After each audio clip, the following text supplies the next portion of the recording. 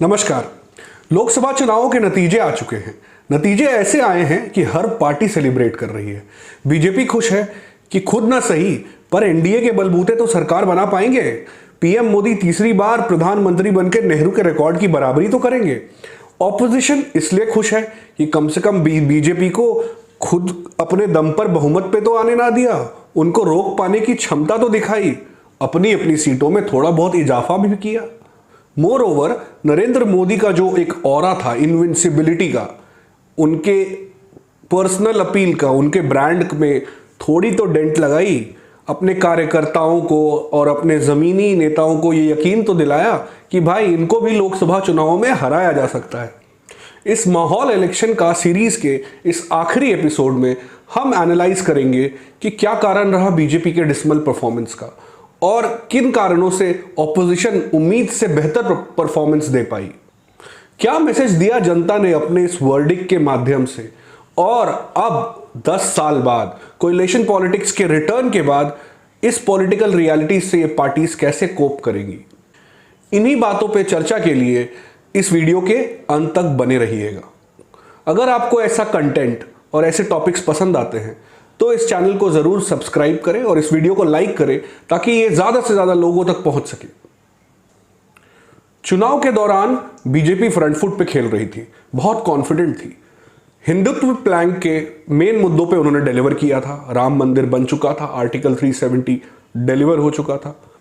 PM Modi की popularity 10 साल की एंटी इनकम्बेंसी के बाद भी इंटैक्ट थी। तमाम योजनाओं के लाभार्थी एक नया वोट बैंक बनकर स्वेल हो रहा था। इकोनॉमी और इंफ्रास्ट्रक्चर, इन चीज़ों पर बीजेपी ने डिलीवर किया था, तो उन्हें कॉन्फिडेंस था जनता उन्हें रिवॉर्ड करेगी। मीडिया और हेडलाइन मैनेजमेंट में बीजेपी ने अच्छा काम किया था, तो उम्मीद था नैरेटिव भी वही कंट्रोल करेंगे। साथ ही साथ इंडिया अलायंस की यूनिटी पे सबको संदेह था कि ये अलायंस बना भी तो इसमें इतने कॉन्ट्राडिक्शंस हैं कि वोट ट्रांसफर तक तो ये रियलिटी में जमीन पर नहीं उतर पाएगा। इन सारे कारणों के कारण बीजेपी का कॉन्फिडेंस इस चुनाव में जाते वक्त बहुत हाई था। उधर इंडिया अलायंस के पार्टनर्स के लिए ये डू और डाई की लड़ाई थी, ये सर्वाइवल बैटल था। ऑल्दो सबको साथ लाने में देरी हो गई और नीतीश कुमार जंप मारकर उधर भी चले गए, पर इस अलायंस ने सीट शेयरिंग और इन सब चीजों में अच्छा कोऑर्डिनेशन दिखाया। एंटी इनकम्बेंसी, बेरोजगारी, माइनॉरिटीज में मोदी का डर, रूरल डिस्ट्रेस्ड, हिंदू वोट को कंसोलिडेट ना होना, उन्हें कास्ट में बांटने की स्ट्रैटेजी, और खटाखट टकाटक जैसी ट्रांजैक्शनल योजनाओं के बल पर इनको हथियार बनाकर ऑपोजिशन इस इलेक्शन में उतरा। बीजेपी ओवर कॉन्फिडेंट दिखी और कई राज्यों में मिसमैनेजमेंट, डिसेंट और कॉम्प्लेसेंसी का शिकार हुई। प्लस इस चुनाव में वो कोई भी एक राष्ट्रीय मुद्दा खड़ा नहीं कर पाई। इसीलिए 5 मुख्य राज्य यूपी, महाराष्ट्र, राजस्थान, हरियाणा और बंगाल, इनमें बीजेपी को भारी नुकसान उठाना पड़ा। लगभग इन 215 सीटों में बीजेपी पिछली बार 158 सीटें जीती थी, मगर इस बार यह आंकड़ा गिरकर सीधे 82 सीटों पर आकर रुका। इन लगभग 75 सीटों के लॉस को बीजेपी रिकवर नहीं कर पाई पूरे भारत से। फिर भी क्यों बीजेपी या एनडीए की सरकार वापस आ रही है, फिर भी इस जीत को लोग हार की तरह क्यों महसूस कर रहे हैं? बोथ बीजेपी के और इनके सपोर्टर्स और उनके विरोध में रहने वाले इसे बीजेपी की एक हार ही मान रहे हैं। पर ऐसा क्यों है? उसका कारण है बीजेपी अपने ही हाइप का शिकार हो गई। मतलब कि 400 पार का नारा देने के बाद और जब एग्जिट पोल्स में सभी ने बीजेपी को एवरेज 350 के ऊपर प्लेस कर दिया, तो जनता ने भी अपनी एक्सपेक्टेशंस बढ़ा ली थी। फिर जब 4 जून को 240 का आंकड़ा सामने आया तो वो एक अंडरवेलमिंग परफॉर्मेंस था, एक एंटी क्लाइमैक्स था, एक रूड शॉक था। उस शॉक से अभी तक लोग निकले नहीं हैं। इसी वजह से ऑपोजिशन को ये मौका मिल गया कि 240 सीट, जो कि बीजेपी की इतिहास की 3rd बेस्ट परफॉर्मेंस है आज तक की, उसको भी कमजोर सरकार, बैसाखी सरकार, 1/3 सीएम, 1/3 पीएम, ऐसी संज्ञाओं से संबोधित किया। तो बीजेपी की इस अंडरवेलमिंग परफॉर्मेंस के कारण क्या रहे? राजस्थान में टिकट डिस्ट्रीब्यूशन में प्रॉब्लम्स हुई। ये प्रॉब्लम शुरू हुई चूरू सीट से, फिर दौसा और आगे भी फैली। बेसिकली 6 महीने पहले जब बीजेपी राजस्थान में पावर में आई थी तो उस पावर का डिस्ट्रीब्यूशन अक्रॉस ऑल कम्युनिटीज़ अच्छे से नहीं हुआ। वहाँ लोग डिससेटिस्फाइड है। 6 महीने बाद भी कम्युनिटीज़ में ये फीलिंग है कि हमें कुछ नहीं मिला, जीतने के बाद भी हमें कुछ नहीं मिला। उसी डिसेंट के मिसमैनेजमेंट के कारण बीजेपी को वहाँ सीट्स का लॉस हुआ। हरियाणा में किसान आंदोलन का असर साफ साफ दिखा। किसान आंदोलन और हरियाणा की बीजेपी की लचर सरकार के परफॉर्मेंस का खामियाजा लोकसभा चुनाव में बीजेपी को भुगतना पड़ा। अब आते हैं उत्तर प्रदेश पर। उत्तर प्रदेश जहां बीजेपी की कुल सीटें 62 से गिरकर 33 पर आकर थमी। यहां पर यही नहीं, बड़े बड़े नेता जैसे प्रधानमंत्री मोदी, राजनाथ सिंह, ऐसे कैंडिडेट्स की भी विक्ट्री मार्जिन में गिरावट आई। अयोध्या जैसी प्रेस्टिजियस सीट भी बीजेपी बचाने में नाकामयाब रही और ये एम्बैरेसमेंट साबित हुआ। पर क्या फैक्टर्स प्ले में थे जो यूपी में बीजेपी का परफॉर्मेंस इतना खराब हुआ? यूपी में समाजवादी पार्टी और कांग्रेस का अलायंस है। यूपी की राजनीति कास्ट की राजनीति और उसकी अरिथमेटिक का लैबोरेटरी है। यहाँ पे शुरू से ही 30 to 35% वोट शेयर में विजेता घोषित हो जाता था। मतलब जैसे समझे कि समाजवादी पार्टी के पास मुस्लिम और यादव के को मिलाकर लगभग 28-29% वोट शेयर उनका फिक्स्ड है। अगर इसमें कुछ दलित कास्ट या कुछ फॉरवर्ड कास्ट या कुछ और ओबीसी को मिला दिया जाए तो 30-35% वोट शेयर बन जाता था। 2007 में 12 में जब भी वहाँ कोई सरकार मेजॉरिटी में आई, इसी 30-35% के गेम के साथ आई। बट 2014 ऑनवर्ड्स बीजेपी ने इस बार को ऊपर ले गए। वो अब ये मेजॉरिटी का गेम 45% प्लस चला गया। वोट शेयर बीजेपी का 47%, 49% ऐसा रहा 2014 और 2019 में। इसीलिए ये रीजनल पार्टीज बीजेपी को चैलेंज करने में असफल रहे। तो यहाँ दो कॉम्पिटिटिव स्ट्रैटेजीज एट प्ले हैं। बीजेपी चाहती है कि हिंदू वोट कंसोलिडेट हो जाए। सारे हिंदूज में मुझे अगर 50% प्लस वोट मिल गया तो फिर उधर कुछ भी हो, ये चुनाव जीतेंगे। और रीजनल पार्टीज ये चाहती हैं कि मेरा मुस्लिम प्लस अपनी कम्युनिटी का वोट तो इंटैक्ट है, अगर हिंदूज को बांट दिया जाए कुर्मी में, निषाद में, राजपूत में, जाटव में, पासी में, अगर सारे कास्ट की आइडेंटिटीज में बांट के खेला जाए और उसमें से आधे ले लिए जाए तो इनका मेजॉरिटी बन जाता है। इसके लिए अखिलेश यादव ने टिकट डिस्ट्रीब्यूशन में बहुत स्मार्ट स्ट्रैटेजी लगाई। उन्होंने केवल कुछ यादवों को और कुछ मुस्लिमों को टिकट्स दिया, बाकी सारे टिकट्स इन्होंने ओबीसीज और दलितों को दिए। उस वोट बैंक में इनको सेंध मारनी थी, क्योंकि मायावती का वोटर भी अब जानता है कि लोकसभा चुनाव में at least Mayawati is not just playing, तो उनको वोट दे के फायदा क्या है। तो उन्हीं के कास्ट के कैंडिडेट्स खड़े करके अखिलेश यादव ने अलायंस के लिए वो वोट खींचे। सिमिलरली ओबीसी कैंडिडेट्स खड़े करके इन्होंने बीजेपी का वोट शेयर ओबीसीज में कम किया। 400 पार के नारे को ऑपोजिशन ने अच्छा ट्विस्ट किया, अच्छे से घुमाया। क्यों 400 पार बीजेपी को क्यों चाहिए था, ये उन्होंने बताया ही नहीं था अपने नारे में। तो 400 पार को यूं इंटरप्रेट किया गया कि 400 से ज्यादा सीटें लाकर ये संविधान बदलेंगी और दलितों को ये जाके समझाया गया कि आपका आरक्षण छीन लिया जाएगा। अमित शाह के फेक वीडियो को भी ब्लॉक लेवल पे, बूथ लेवल पे समाजवादी पार्टी ने अच्छे से सर्कुलेट किया। तो ये जो भय की राजनीति अभी तक माइनॉरिटीज के साथ खेली जाती थी, इसको दलितों के सामने भी प्रस्तुत किया गया, जिससे भी बीजेपी को एससी सीट्स में भारी नुकसान हुआ। इधर बीजेपी राम मंदिर, अयोध्या, काशी, 370, मोदी प्लस योगी, इस ओवर कॉन्फिडेंस में थी और इस नैरेटिव को अच्छे से वो काउंटर करने में विफल रही। दूसरा कारण है consolidation of minority vote. Minority vote India में एक नेगेटिव वोट है, मतलब ये किसी की ओर नहीं जाता बट किसी के अगेंस्ट जाता है। मतलब ये सारा वोट उस पार्टी को जाता है जिसमें भी कैपेबिलिटी बीजेपी को हराने की है। तो पहले ये माइनॉरिटी वोट बढ़ जाता था कांग्रेस, बीएसपी और एसपी में, बट कांग्रेस और एसपी का तो अलायंस ही था और एवरीवन न्यू कि BSP is not a viable contender. इसीलिए सारा का सारा वोट कंसोलिडेट होकर एक जगह पड़ा। इसी कास्ट अरिथमेटिक के वजह से अयोध्या यानी फैजाबाद कंस्टिट्यूएंसी की सीट भी बीजेपी के लिए हमेशा से टफ रही है। 14 और 19 के अलावा बीजेपी ये सीट इसके पहले लगातार हारती रही है। अगला कारण रहा कॉम्प्लेसेंसी। मोदी के नाम पर ही एमपीज 10 साल से जीते जा रहे थे, तो उन्हें क्या जरूरत थी अपने कंस्टिट्यूएंसी में जाके कुछ काम करने की, जनता से इंटरैक्ट करने की, जनता की प्रॉब्लम्स को सॉल्व करने की।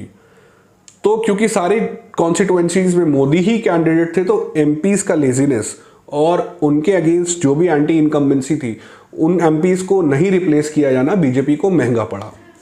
अगला कारण रहा कांग्रेस की गारंटीज। कांग्रेस की गारंटीज जो ऑल्दो इकोनॉमिकली डिजास्ट्रस थी, बट ज़मीन पर उन्हें बाकायदा फॉर्म भरवाकर रसीद की तरह बांटकर प्रचारित किया गया कि 5 जून को ये रसीद लेके आना और तुम्हें पैसे मिलेंगे 8,500 हर महीने से। बीजेपी इस नैरेटिव को भी काउंटर करने में इनइफेक्टिव साबित हुई। आखिरी कारण मुझे जो लगता है वो है कि इन फाइटिंग बहुत सारे रीजनल एस्पिरेशंस के नेता, उन्होंने बीजेपी में चुनाव में अपनी पार्टी का ही साथ नहीं दिया। कितने एमएलएस कहिए या रीजनल सेटअप्स कहिए, उन्होंने अपनी पार्टी का ही साथ नहीं दिया। कई लोग टिकट डिस्ट्रीब्यूशन से आहत थे, उनके अपने एम्बिशंस हर्ट हुए थे। जितने इंपोर्टेड कैंडिडेट्स दूसरी पार्टी से आए, उनको तुरंत टिकट से बीजेपी ने रिवॉर्ड किया। इससे जो उनका जो इंटरनल कार्यकर्ता था वो आहत रहा और उसने वो मेहनत नहीं दिखाई जिसके लिए बीजेपी की इलेक्शन मशीनरी जानी जाती है। तो बीजेपी की इलेक्शन मशीनरी ग्राउंड पे वीक दिखी compare to all other elections. तो इन परिणामों से बीजेपी को झटका जरूर लगा है। वो समीक्षा जरूर करेगी कि क्या गलत हुआ, कैसे गलत हुआ, बट फिर भी अच्छी खबर यह है कि उनका 41% वोट शेयर अभी भी राज्य में इंटैक्ट रहा। तो यहाँ पे रिवाइवल के लिए एक अच्छा बेस उनके पास अभी भी मौजूद है। महाराष्ट्र में अजीत पवार बीजेपी के लिए लाइबिलिटी साबित हुए। अजीत पवार को बीजेपी में शामिल करने से वॉशिंग मशीन वाला आर्ग्यूमेंट स्ट्रेंथन हुआ, वो उसके पोस्टर बॉय बने। साथ ही साथ ये जोड़ तोड़ की राजनीति, पार्टियों को तोड़कर अलग करना, जनता ने इसे नकार दिया। सिंपैथी वोट सारे उद्धव ठाकरे और शरद पवार की ओर गए और साथ ही साथ बीजेपी को अपना ग्राउंड भी लूज करना पड़ा। अब अगले 4 महीने बाद महाराष्ट्र में विधानसभा चुनाव है। अब यह बीजेपी के लिए एक अग्नि परीक्षा होगी, वो कैसे वापसी करेगी इसमें। ये सब तो बीजेपी की समीक्षा हुई, पर विपक्ष क्यों इतना उत्साहित है, वो इतनी खुशियां क्यों मना रहा है? उसकी तो इतनी सीटें भी नहीं आई कि वो सरकार का दावा पेश कर सके। और तो और ये कांग्रेस की 3rd वर्स्ट परफॉर्मेंस है हिस्ट्री की, 3rd वर्स्ट। अभी भी वो 100 सीटों लाने में नाकामयाब रहे, तो इतनी खुशियां क्यों मनाई जा रही हैं? राहुल गांधी के नेतृत्व में ये कांग्रेस पार्टी की लगातार तीसरी बड़ी हार है। फिर भी लीडर ऑफ ऑपोजिशन बनाने के लिए उनकी ताजपोशी की जा रही है। कांग्रेस के रिवाइवल का सारा क्रेडिट उनको दिया जा रहा है। यह सब हो रहा है पावर ऑफ नैरेटिव की वजह से। मतलब किस चश्मे से आप दुनिया को देखते हैं या किस चश्मे से आपको दुनिया दिखाई जाती है। एक्चुअली ऑपोजिशन ने अपना बेस्ट केस सिनेरियो अचीव कर लिया है। सबको पता था कि इंडिया गठबंधन जीतने वाली तो है नहीं, बट उनका बेस्ट केस सिनेरियो ये था कि बीजेपी को खुद अपने बल पे वो मेजॉरिटी में आने से रोक दे, जो उन्होंने हासिल कर लिया। इसीलिए इतनी खुशियां मनाई जा रही हैं। कांग्रेस ने अपनी टैली 52 से बढ़ाकर 99 कर ली। और तो और BJP versus Congress direct fights की जो सीट्स थी, वहां पिछली बार बीजेपी ने 92% का विनिंग स्ट्राइक रेट दिखाया था, बट इस बार वो स्ट्राइक रेट कांग्रेस गिराकर 71% पे लाने में कामयाब हुई। लगभग 225 सीटें ऐसी हैं जहां बीजेपी और कांग्रेस डायरेक्ट फाइट करती हैं पूरे देश में, तो वहां स्ट्राइक रेट बीजेपी का 92 से घटकर 71 पर आ गया। एंड मोस्ट इंपॉर्टेंटली कांग्रेस ने इस चुनाव में सारा नैरेटिव कंट्रोल किया। बहुत शार्प कैंपेनिंग की, बहुत शार्प सोशल मीडिया मैनेजमेंट किया। मतलब बीजेपी से मीलों आगे दिखी नैरेटिव कंट्रोल करने में, और यहाँ पे ये उनकी एक स्ट्रेंथ बन के उभरी। चाहे तानाशाही की बात हो, चाहे आरक्षण खत्म करने की बात हो, चाहे संविधान बचाने की बात हो, या 1-1 लाख रुपए बांटने की बात हो, हर बात को वो कम्युनिकेट करके हर लास्ट माइल तक पहुंचाने में कामयाब रहे। इलेक्शन कमीशन पर आरोप लगाना हो, ईवीएम पर दोष मढ़ना हो, या ईडी और सीबीआई का विपक्ष का शोषण जोर जोर से चिल्लाना उन्हें काम आया। इसमें उनकी आईटी सेल, यूट्यूब इन्फ्लुएंसर्स और एंटी मोदी लॉबी ने उनका बखूबी साथ दिया।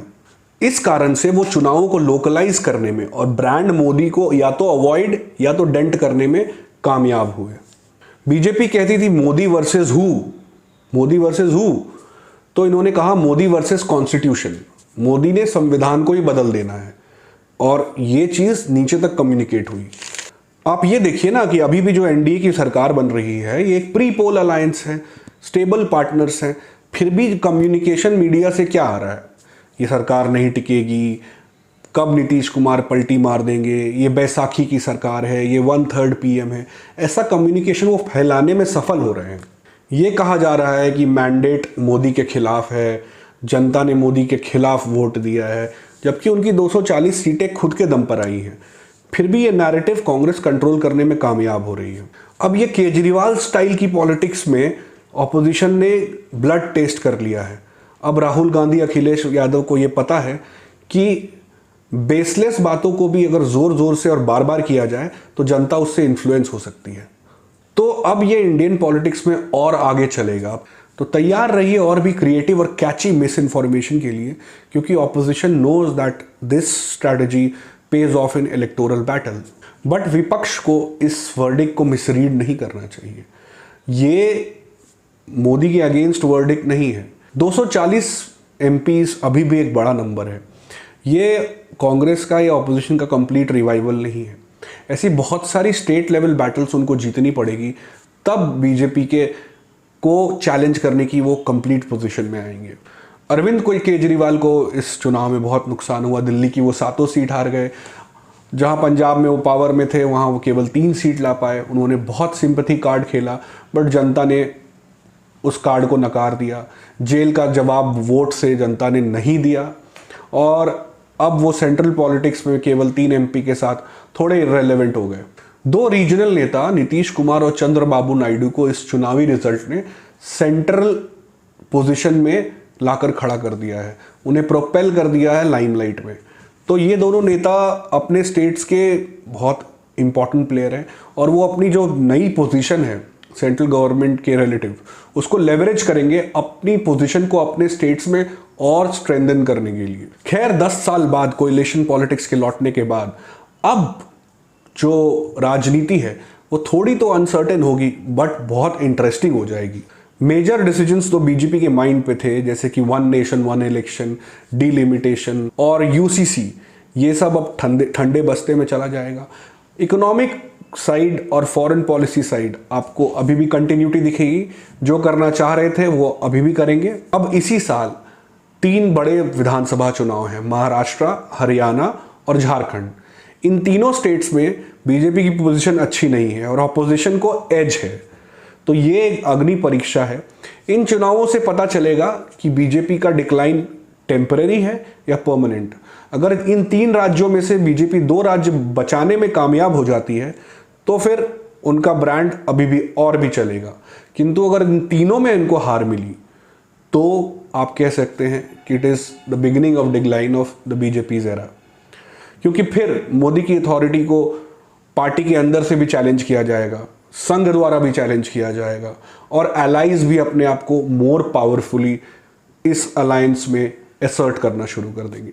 यहीं पर हम इस माहौल इलेक्शन का सीरीज को समाप्त करेंगे। उम्मीद है आपको ये सीरीज पसंद आई होगी, ये कॉन्वर्सेशन इंटरेस्टिंग लगी होगी। अगले हफ्ते फिर हाजिर होऊंगा एक नए विषय को लेकर। तब तक के लिए धन्यवाद। एक एवरेज इंडियन।